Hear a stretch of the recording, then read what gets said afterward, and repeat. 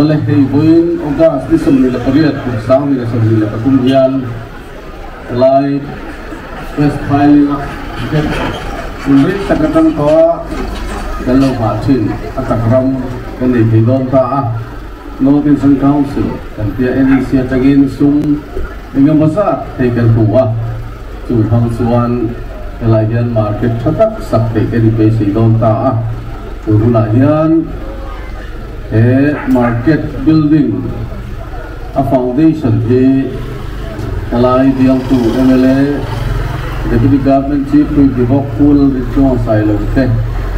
then Kumar Industry lama min khai tu kan di sol director kele kan official ko mo tak then coba ka hey kan civil SDOT BDOT le alai pagkang ko itu le helai punai India local song tenedian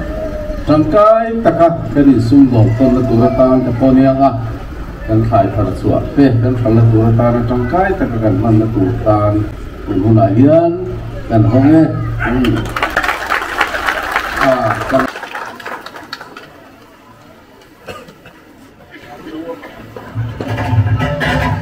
so dia lama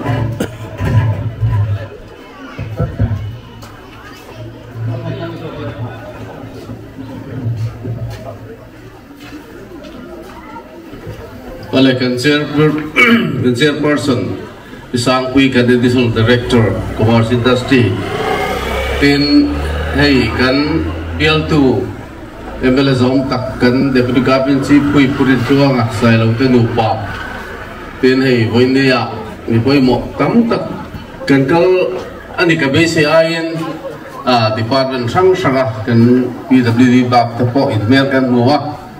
tin subaka party general headquarter tagin ang bazaar kan kala handing về phim từ ai do là trong local bị khổ cả cái gì cả phần kia trong rồi direct khi cái này handing non lệ tiền handing cả món cái kilo mấy hết là cái handing đều tiền nặng khắp ba chia món lâu tiền xe UMC lâu tiền thì mà đi Mizoram Pumpuya Government Hindi Middle School Teacher Association of President anh ya hay Lungphum cái này tôi ông lúc cái này anh đang khát su cái thì tôi tôi lâu bên nghe anh lâu mồm cái thì hay Phaileng le asevel bị quỳ tê khó tăng phơi tu tê in giờ vậy với những hiện sự vậy cái bút phật giáo siêu này biar tu mele khang thiếu tóc tóc thế lại biar chu tê khát su soi châu tàu màyถ้าเราkhát su soi lướt tục tu ra cái ngay là what mà rồi su le Phaileng hiอะไรกันเขาทั้งรับประกันส่วนกันหุ่นปุยบอกอันเนี้ยอักขระเลียนเบอร์ตัวเนี้ยไอ้กระตุ้งดานส่วนเวลาฮันกาวที่จะมาหลุดถอดศพอันเนี้ยแรงเพื่อจึงกระดุมได้เลยทำไมกระเทียมมารถสู้เองติดติดหมดกระดุมหัวฟ้าแต่ทุกตาเวเนี้ยไอ้โซลจึงเห็นกันหลุดเกลเทียกาวที่มีจริงปุยมองได้ไหมไอ้ยูสมินิสเตอร์มีจริงกันเนี่ยIndia March State Peak anh em appoint một con khúc này Assam Chief Minister Nitin Sonowala Kha Minister in Lungphum India Ramayan Health Minister senior per commerce industry le higher and technical in the em India kasukin di thu về le khúc này lakin de wa chorin elam pa po hianin ayus hospital hi nei taula athai ka pia ram go ka le thabaka ati thei do ning ka the de ka amar chupun pa khatlemin a hospital chau khan di talwa ngo ka nei thaim hei Mizoram chu forest kan nga chuti bek lai chuan hemi kan forest mau ringot de lo thing le hui thang te pon yang piang khan medicinal plant kan han tim chi dam doi siam na lam pagin na sa takin kan war do na chutan chuanin talai bia la po hian mun rem sa lo zong tau la that ka ring kop maya kan cha du jun chu za ra o apoi moi ka khia kan nei le thei mai ka bi sei ani amaro chu tun tram chu ro chuan en kim mai ka ati thei bik talowa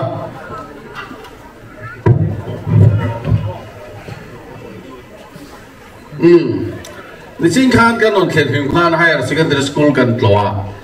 เราปังขั้นเราเอาทับอ่ะเจียวเตี้ยตัวเตะเละคนตั้งคุยตัวเตะนมบุกอ่ะอดีตกลาตะกะ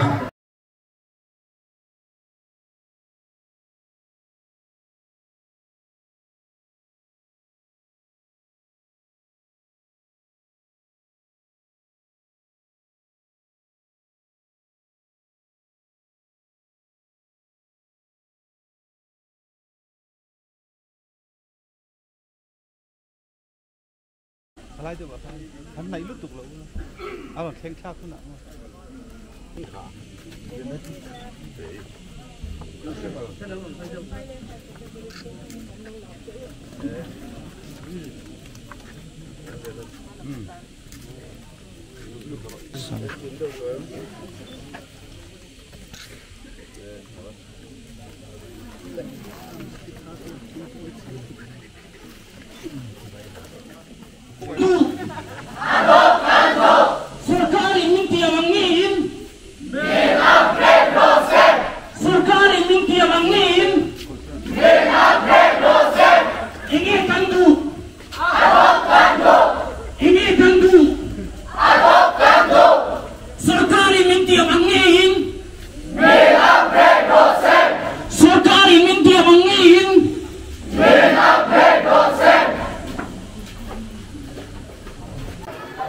मेरी सरकार ने इलाकान एजुकेशन मेरी सरकार ने इलाकान साग ने ले Palia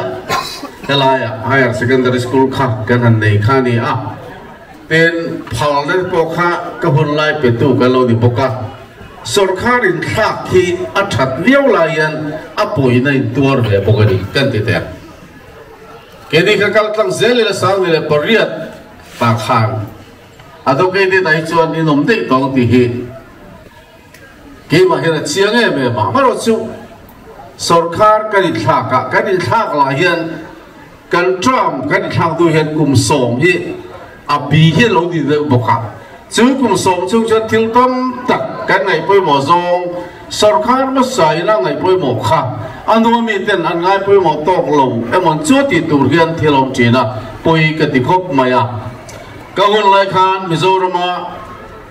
sarkar school nè lâu khó khăn gì đó phải lên cái hai là secondary school cần đi nặng tệ tiền cầu thằng tên school cần đi nặng tệ cái này số lâu chuan Lungphum rani này trả tệ advocated status trả tệ cái lang cái phải viết cái này có khách mà cái mày lâu cái gì à cầu thằng hộp quan lâu có mày à cho thì make lại cho sổ khá là lâu in thạc ta à upgradation and upgrade so zela tu rakan rina gan khoi che talowa sang ni le pariat tum to lawa sarkarin thaka chuminwa chuan midang lo sarkara kongres sarkar kum som chu khan eng ma kha ti danglam upgrade ong talo kha apoi ka ti a chuang chuan kum som di don lai adok thok ni lo Lungphum dran sakada ka bul lai ka ta khen ni a ada tu cái điều kiện result nó thắp cao vậy là chiang lại rồi liên quan principal tên mình lâu NTR cả lồng cốp mày nếu cùng lệ của mình là bên chuan giá in pasa riêng lại nó bằng giá xong đây là bậc quen này à tên subject pasari bôi một tất cả riêng này lâu này à số ba cả số riêng tiền tu qualified tra MAMS cái là tiếng chi in này vết một cái trang lễ đó na upgrade tu riêng thấy đó cái chuột tên san tê cần education minister po coi đi tung cái gì đó cần hôn lai phải chết mẹ lâu ông mà hiểu phải lâu rất bồi sa ông làm lâu ngày thua vấp bồi hai lâu tuấn hai bồi sa cái lớp thể lâu thì pin tuấn sở khát hiện upgradation all that is you can see among any cần thì đâu rót rót cần xem bộ cái bia cái thà hiện là về đâu lấy cả hôn lai thì cùng sống đi cùng sống cácตัวมีeng mà khởi chết là ví dụ phải lâu cái thế chú ông xuân tăng đều in cái kiểu rót chú giá nên trang xuân lâu bút tùy về đâu tu tên căn hospital có cái hành lo khi bố khi thì phui suy lệ xuân anh ai đi thì mà là trong căn mua này mà rồi chú thiếu bạc hạt cái suy đủ lốc chú covid hiện khovel mi ring nun na suat thi arab thla khop maya mi ring noi hi noi somruk le pakun nun na suat to ni hetiang ren ren hi khovel ala thing ngai lo Japan khapuya atom bom an thak tum khan mi noi thum than thia covid ero chuan noi li noi somruk le pakun nun na asuat ani arab thak Mizoram pokan bang big lova atual re ber chukan ni maro chuka soidu chu covid ni lo India ram state le khovel ina ba chon velo har sak nei chiruk dang Mizoram chuan kan to ka ni ti mi puin in riat ka duwa chuwang chuan kan din muni akhil khop mai enge tige MNF sarkar lai kher kher he ti le thlen ka ti thina Congress kum so ma sarkar chunga chuan vok apul velo tuna chuan director veti ka so ta kar kan ta khan exam e vok thi ka tia sing ru ka thing chel to rap thang lu tu sarkar ma theng lo ram ria in ka a theng velo ke ne chuan a theng covid wang lai tak zun thatop lam pa India ram munda ka khatia kan tor ve me lo kan tor chu kita champhai district ka li ra gi ni ke pokan ka la tlem lai du khan gi takani la om takani in alo khitia to mai pora tola bu kan sam ria ka ni kha midang sarkar la ne thing lo adang le chuan Bangladesh a kumin jadori tha kan zo ko le daw ter har san na bel no to ko ni thlen so ka la boi pui midang in sarkar la in tur lo chu mai ni lo ven ha ta Myanmar Burma Lalthan mai ni lo ven nu na poi so lo tam takan thia politics a chuan thil thana chuan thil keng rap thak be ji ga mi a thlenga voi ni theng pok hian a lei kap zo zo chutia ang chu kan pha chona a sing te meu bi kha when a young Lalthan Kasarkar yan kan zofa le nau ti kan tuam lom lo thei lo ba chon ge chuan kan ge ve ma yang ti ril ru kan si me la soi choka when a kan kal dan ani atop dong to mon chok ti lain tu nai ma ya me khatira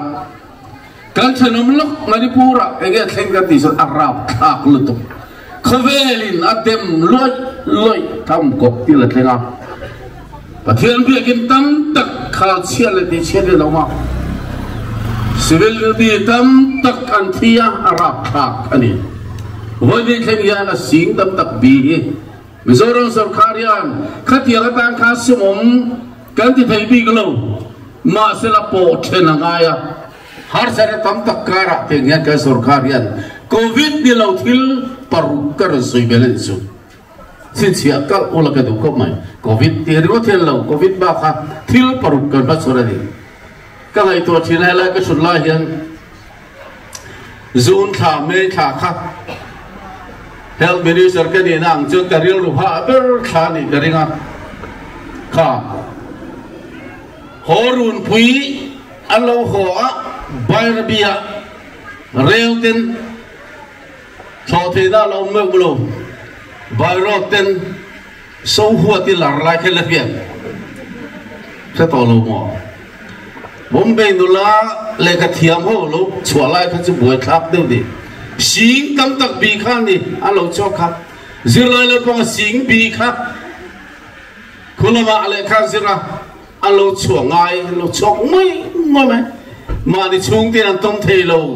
quarantine center kan da arab thak tu asing tel tak tak an ei to kan an chom ka chu ni di khat mai ni lo quarantine period te kar ni te nia dia an la vei sui zel pe chon kar thum thlakat te an ei to kan tu ma kal la song song kha budget ta hian ka tiang kha da lo ka ni lo re chu din mun har sa kan om la lai tak chu zora mi puiden voi the kan riat apoi we ka a helai Phaileng chau po de lovin he district he bial chau tan po de lovin Lungphum an riat thar apoi mo di chuang chon kan tumang ram hi voi ne kan khen pui lo na tam tak chu helai bial la po ma bi ti sika po mi ka ringa maro chu in ni ngai dam na ka di le ni tin lung takin mir ha thiam mai ru to po sarkar se an boi tur ji ke ti amar city garar suan development tam takro su pathian ko ena zara mo thena ma bial tu mele so inde ole khan kalai pi joi poi saklom lian he ta tap chotanga mar para theng tur voinia bible sia tam tak noya sang tel muina nom te hi nikuma amit san phuang te kha ro pui takani bial dang cho lo in ve zor zoring karing aro pui lu tu chu ti mek lai chuan hei mar para covid kara dam do in kan sa pc building hei kadi oma khai zo dong to he zo che to mo yelo zo wat tu thale chon hon ge ge ngai kong hi lo thabok sela kal thei turin phc thar building thatak ina nei to te hi alo bum lu tu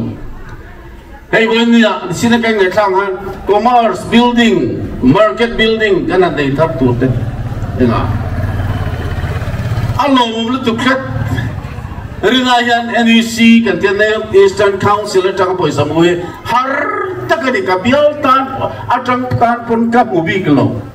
tang dem ka sen kong dang ke zo mo ri ta ka bu thei kham ka bial tan pun bonia kan thil phum kan Lungphum mai ka bu thei bi lo sang pui ka juk chen kha ta thial market tur theng hian nai mila la bulo Phaileng jai butlat a mom chun Mizoram ai ni ka ti tel lunglei supermarket ero thi ro lo in building a chiat to wang khan an buta lunga va phu ma ti lo chu Phaileng chia hian tun bi ka hian in bua lom lia ro tu ge kan vo don ti boi su vo tu ra chiang sa re khát thì do hàng ngày tuổi đó khác cái xiêm thiam apoi mo đi thì khác cái soi tel tuổi này hàng mấy cái điều là ba hồi này hiện nay cái là achievement là khâu bồi thêm tại cái đoạn kia ngày một giờ thì xem tổ thâu à chia tụt chi đều lệch ở cái tiệm tụt ra chuan cái sông thì khát cái đắng à tại thiếu tâm ta có mà đi xem nào biar tụt rồi soi khát cái soi nó lốc tụt chu thiếu tâm ta khi ati phan vek lo na chungin mar para a dam do ikan hun tur kan pe chep to so kha di khana se pe tur ngai te kha pa kha rei e ka kenan kal tu phc building mai ni lo building dang e mo za athar hon tur thale a hian pe mai tur kan nei to ti kan puak teng long pui tho ro amun do ngapiang mai la hi abuk dua West Bengal West Phaileng kan ti hun di chuanin alian lar ingaringa noi zali a tlem lo chi in bu thei karing na ba ta tagin kan sa thang chulang chuan in ril ru lo ti ha lo la ti to kan do tam tak kan ruwa ma nei kan la ti thei bik lo wa ma sala be dong lo ven chu ka soi dua hei bial tu veak thatak in ne ya karena in hei alo mi sa riau mai avin ko phur cheu ngan du long cheu ka ti la khan a ril ruat thasia rina hian khu Lungphum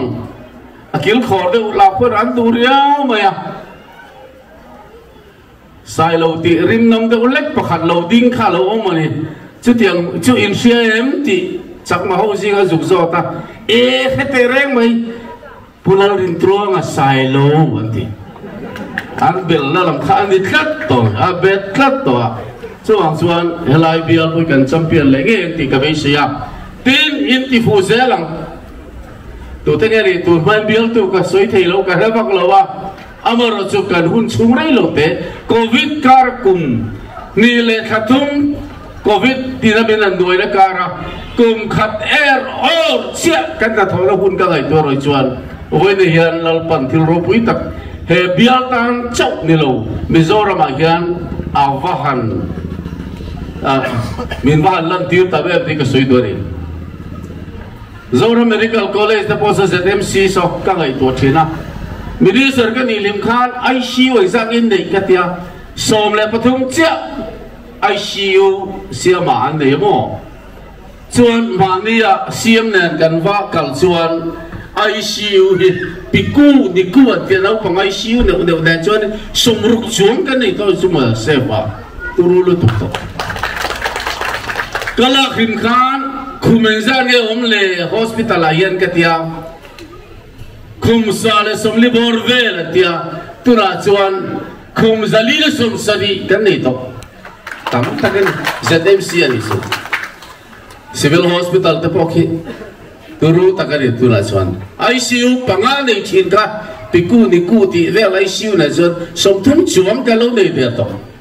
Mizoram district sa muso hian COVID like and manganda bear khovel ti boy tu le India ti boy tu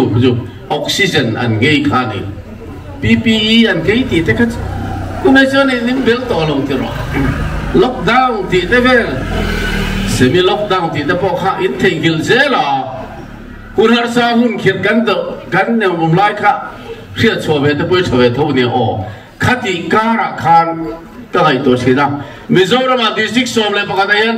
oxygen plug itu kan bun fel vek to turu takani aizola phechuan civil hospital main delobin ZMC civil hospital Kulikon hospital cancer hospital kan detect to kan cancer hospital kan call tik zo e kan ro ti chuak to na ka thi khat tuwa turu takani linek kan di company phechu America siam USA siam dia Aurora takani siamenan hong phechu sai pui tia tani ati fil moi ma turu takani chu mai chu ni lawa COVID ka ra ZMC katipal zero ka suang building chen ka sokan son chua ka nga India rama hospital thadeu berte singa bi thing phave tu Japan International Funding Agency ka dia jaika Japan ho nera titlang in India rama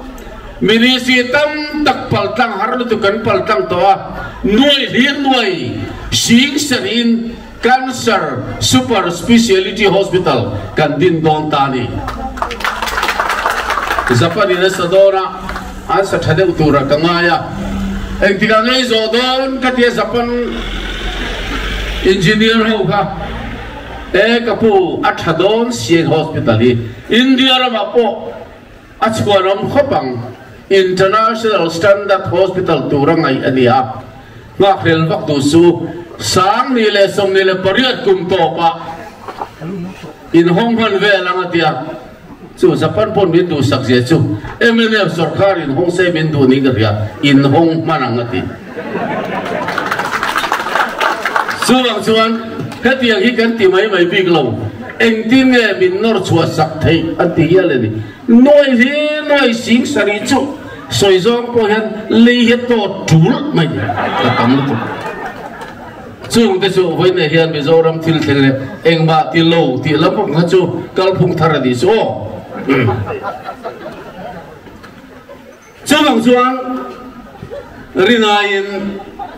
thil lom lian tak kha tunge ma bi tung black topic le betaling zo vek thei ka ti chuan MNF sarkari alo chele de bani point ise thiamang alo thei lo lai om ve amaro chu kangai to thina kum ni khal ta vela karan zo vek te hi alo om ve phim zol nuam azukal teu nuam takani motor tlar pa hian ku va chang de po seila seva ka ngai lo aging lo phim chip nuam takani anom wang lai chon chuwang chon pathian khong ela zara development hi chu atamani amaro chu thil tam tak kan ti lak lo kan ti fel pan lo ero chu bang adang le ka soido chu sarkar tha chuan sarkar ma sain alo ti to tha ti to thutluk na siami kan chun zom thin enga tinge ZMC so sarkar ma sa khan oga kha in than kung khan alo hong ve a en ma tak khat ti van lo ba ta chon hel mi ri sar kalong ni ta a enga tinge ka chun zum ka ti chuan MBBS Dr. Zirtur kum tin za la ka zirti thei ani chuan ka tram chungian zanga MBBS zirlai ka ti chuak thei don ti ka mu chianga ram ro thlinga tun na mele sarkar ma sai na kallo vision kallo roman to lo di box sikara Congress in anan ti chia khan tha ka ti ka chun zoma a kan va nei kho mai covid na ho ve ho dana na kan dana chungin kumin zun ni som le paru khan central sarkarin recognition min petani chalo mom le to MBBS zirlai som sari som ria chuang tuna hian na kum April ve la chuan en lo thing ve to nga anjir zo to tuna internship and training and they make up chuti una chuan doctor in dai lo om lo nga phai ve ga ko kan da bol thot thot te dong lo re lo ru tuna chuan la har sa chu when the head kan ma hian ko chopo mani Congress sarkari da lo bulo ru chana atha ka chun zom mai ka sarkari ga chun zom mai amar si nan lo na de le ki sarkar ro pui kan oma kum sanga da kwasam kwale paria December tha MLF ka sarkara awain kum som Congress sarkara kuaria te karan sarkar khan ke po cabinet akaluta school rural development te kala ka soilok ten kan chuak thut ardi kan halla khan in to lo mon chu ko de soi du to lo de Phaileng pa ho yan hela so lai tang son ma bit district in kalpona tur ma bit khu kalpona tur bia di bia kan lai khet to lo bi khia sung baran phar te o to hon kha so ta ma bit kong phe ko pona so kan ko hong sing chok ri ni ka in thei gil to mo nuôi sa chuang rất đi đón cái sen cái gì, cái đi lại hun chuan nuôi sa đi cả lúc tất cả đi, cái lại cái hoa, mà sao nuôi mình đang ăn lẩu sườn khá ra chun giống ông ta lẩu, ăn thà lẩu, cái chỉ tì lẩu ăn thà, tôi nói chuan, bắt thiệt không ai ra ra, lấy đem cái này rập lệ tôi ra ngay đây là cũng bin cùng top à, cái lại cũng hiện lăng nghề cái tôi ra đi order cái về top tiền. PWD hopon ba en tu sulai so inu lai ani lawa RD minister ka di laya enge di RD department ina kan lai ani ma se inu lai ani lo na kong ga na shortcut lu thuka district headquarters kalpona dia kong lap pang hi in lo ka lem ka helawa in lo ti hi building lamin ni de ya ma se nen thiam thok zo ram sang ave tu so kong so kan thuam thanga all some takin Phaileng kan ingal potel minute rei lo te athen chung chung thei apoi mo lu tu kani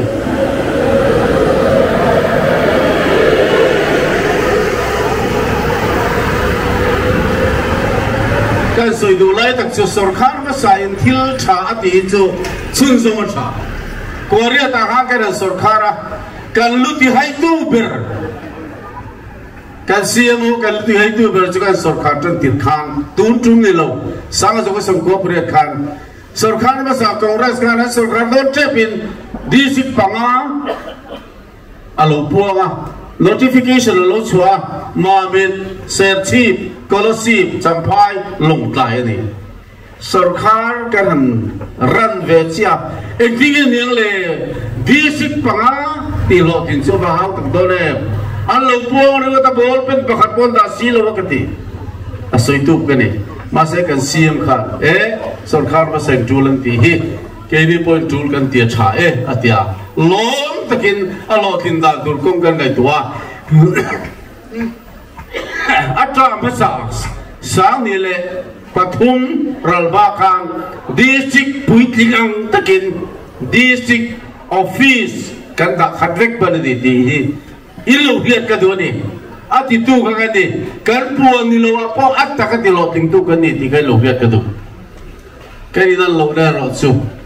sang ni le pariya ta kan sarkar top do chepin basic pathum khozol site wal na thial kan puang ve a chuero chukum so ma sarkara eng ma anti lo thung tu la kan sarkar le chia khariat chungin district pathum kan function ta tho chu long jon ka soi du lai chu tu polo sarkar sela an phun lai an ti zoman lo atha ni chuan ka chun zom bai hi sarkar ti dan tu ri chu bai ne hian ka ni na lo na ni ti ta po khamin lo hia sakat du khai soi do so soi tu tap ta ko ma adang le ka soi du chu hei abik takin hei halam pang area hi again ni malaria te le ranu se te nat na chinang dang tam na sap tugin lo lai area tia mun diam zok te lo nia khang har san le takin tok ti kan chia wi na po joint director Dr. City Chunga kan bia abikin helama har saraga toye health medical doctor team the point subtract wa nga yang ti te khila Siti mek lai ro chuan talai kan bial chunga dampa bial chunga sub center rom zong sung te hi komen ma ri som thum pakhat khan malam khan health and wellness center kan lakai vik PCC zong zong de health and wellness nurse kan ta tholowa health and wellness officer kan ta ani na taka chuan doctor ang de ulekin training kan pe tharum chung enge bo chen phei chu doctor ang de win dam doi cho ve the dona mizoram sub center rom zong zong zathum som sari le panga hi kar grade 5 health and wellness center chu mai chu de lawa PGC kan nei hi dam doin dang kan nei hi Phaileng dam doi rangi somruk le pakhat kan nei kan upgrade so vek to tin chuba ka chuan community health center kan ti CC pakwa kan nei pokar upgrade so vek to ni chuwang chuan covid le thil dang har sar tam tak kara hian ka sarkar hian pathian awangin pason na radum tak kan mu so zel ni te taka health bi ka ko ka soibel le ta ni chu ai po ni sela hei ato lawa chuan voida kan thil hong kai noi ka soi du deu le kani he market the kan du da nam tak ka poisa tam tak ero chu ala ni lo mai theya amar chu hi ba ko hi tu tuma NEC lampang ho tu te po tu na ya ka zu bia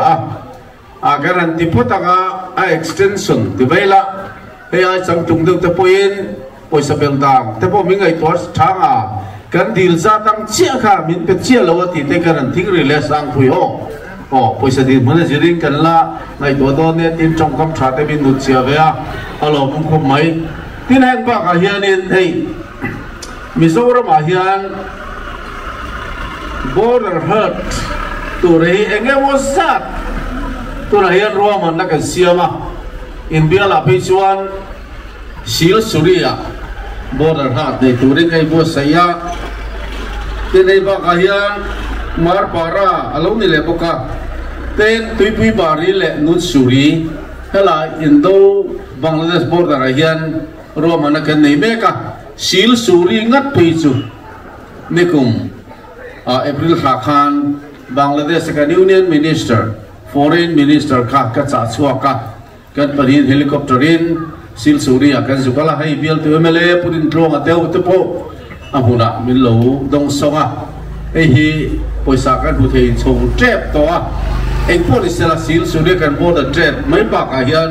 in bial chuma mar bara te tu pi bari te po helai chenom bial alo ne nu suri helai phe hian pali tu ra hian in billion pani in chang tura kan ngai ni ti kha na takin kan hian ti ro chu chu i lo soi za do nia chuan chu mi pia lama chuan hemi hi sum te kan bu chuan akong kalna puk zinga tanga sil suri so thong that fe hai do na kan PWD te pon min lo hria sakula ka du khop maya so sakaran thuam than le ka nga solaya engemo border hatina ken turang si in sak tu te po na kin ala tura kan ngai ni te chodo phana ka siama tu tuma Bangladesh sa minister lo kal tum ni lo zo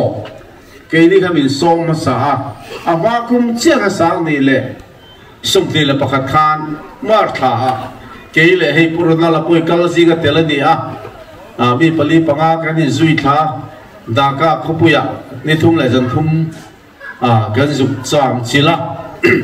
chúng ta cái soi bạc chú Mizoram atanga Bangladesh na an mà bộ ôn samang reng teu mai soi hi kan tarang tiang marcha le so thing le ilo khaju in la lu tuk to karin lo zong tu alo saya lungin nga e man ti ni nga e cái gì atam thei lo cái dục so thing cho tam ser thum po tam lung cho tam thei lo wa rin pui chin hangai lo him him khi lai kha ai nghe kha lung pui tam na lung liền được không anh nhá nè lâu khi lai ai lên cái gì khi akal na tu nhá bung wal lung pui po khi na kira chuan kalan haidar karing Bangladesh kan suka lalu an nei vere lo wa Bhutan ne chang te nan lalu ti chu ngai lo Mizoram in ka supply te kho pang su ka tia Kori lo in su long te ro wo sin suri ti thak tu tam don tu pu sing chu na pu sing mi san dai lo mai te helai purin tluang an zo na poi zo jing khop mai tu na la ime ka hi na kena chuan Bangladesh tan thamu ting ka ringa in house chak khapang le so thing in tam ve he kalo mo om se dei tak mai na lang tan kan ngai to nga geology and mining labin achat ka ringa chung te po chui in tan fa ne da thatak kha thil nang neu neu kan khai tar chu kan ju pek tu ram chu kong nang ni sela lung kher kheran dui chu ol sam khoping ka ringa tlabung lampang po an thằng hạt trần đâu của đi số nên dùng trần to số lại còn quý số son bộ the trade sẽ tìm số cần thiết đi số integrated checkpost cần thiết rồi bị sang quý tức là phải cho hay pойसा liền tắc mấy ruộng mà na Prime Minister in cabinet meeting approval mấy tổ chức cần sắp xếp tia Land Port Authority nuôi liên nuôi sinh ngã lệ sang địa đi còn quý số kan border trade kan ti mai khamya ta khan alien don khop maya chung ta po chu ma ba ko mani en po ni sala thil dang le ka soi do chu so ta zorin pui long tai district Myanmar pele Bangladesh dari sum don to na tu solai so len ka som station min ron pum sakta zo ka thar le chung ta po chu sarkar thara chuan kan bo sui tur rol tak tak ani do na big takin khotang lampang hian Myanmar politic borua alo thatlo da kara Bangladesh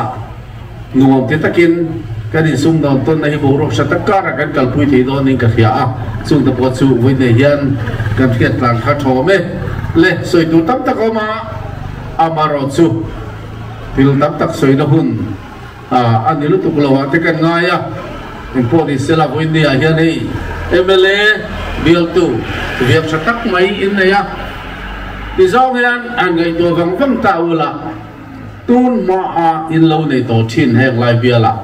MLA thế mới đi sát tập lâu tổ mấy thế cả cái lâu vào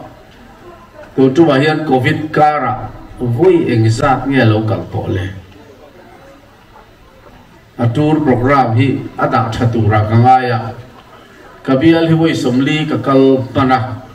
kal puat mà sẽ phần số vết khăn thì cho lâu bia lù rim rim atam phu toin garing karemele tharlam ber dong pe chu akal sing le lu to ka te voi za le so kum bi alar ma kala tlai tin liam kharingon tumaya acha phian nge po chu ka khelo ba man dia ka zo ta voi za le so ka pu kal to tia chim ko sak lam pa ka ne mele pak to thiam sa voi za ka to ka tia man de wa soi nu kan voi thum ve la kal le to voi som ru le paru ka kal to tia som sari kal to ngaringa ka ne mele ho hi an via ka thakop mai kal jin po tha mar chu kal jin awang khan he la man na kal san kharim lo wa hai purin lo ka puin ai in choi tok te te in ma an lai ka khia a bial angai sakzia a hetu ka ni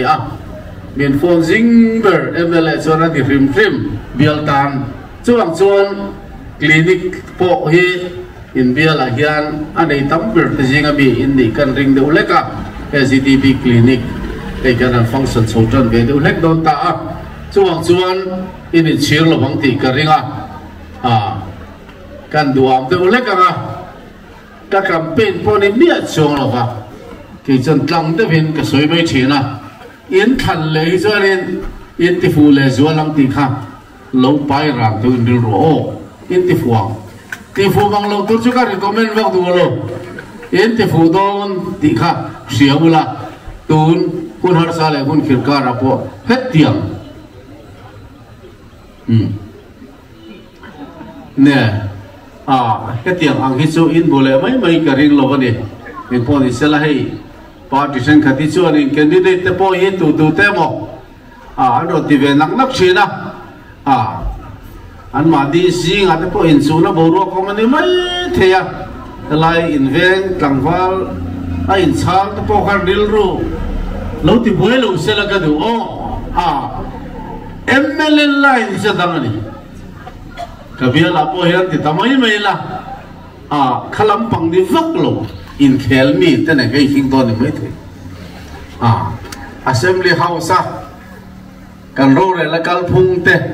sarkar office kan do kan thuta kan na tho dan le he la khel mual lam le zai lam pang kha in ngurem le thei lo thin lai boi tla ka chu chu thia thiam to ra kan ngai ni he buin dia alo mama di sakara te thut na rem lo tak kara te dar ga di zet zot thei kan han thuta alo mom ka ti khop mai in zawai chung alo thu kan soya ril ru hadam takin omula ato pa sai du su kan ril ru hi sel sela ka du kan ril ru hi sel se kan ti lai chu ril ru thiang lim pathia ni na mal som na pe ka ni yang ai ni chu theng tur char voi nei bo sai la ka du me maya ka tiang renga voi dia har sartam takat to la kara development la kal zel tu te kal to te kanan bu pui cheu hi alo ka ti khop mai hei aya thil ro pui hi lalpan le rem min ra ti lenga kun thazok bin pelenga when they hian kala bu leng kan bu bel zelam ti hi i ring nga mila ka du khop mai pathian khoi la zara chu tiang hun thara chuan helai apo kanin la kai vek pel turin tan lo la ula a political party ang zong ai ma in NGO kan han ti te a Phaileng mi puite he bial mi puite ang puin ingai to na halo siam thiam ro tin kan in cha du ani ale kalo me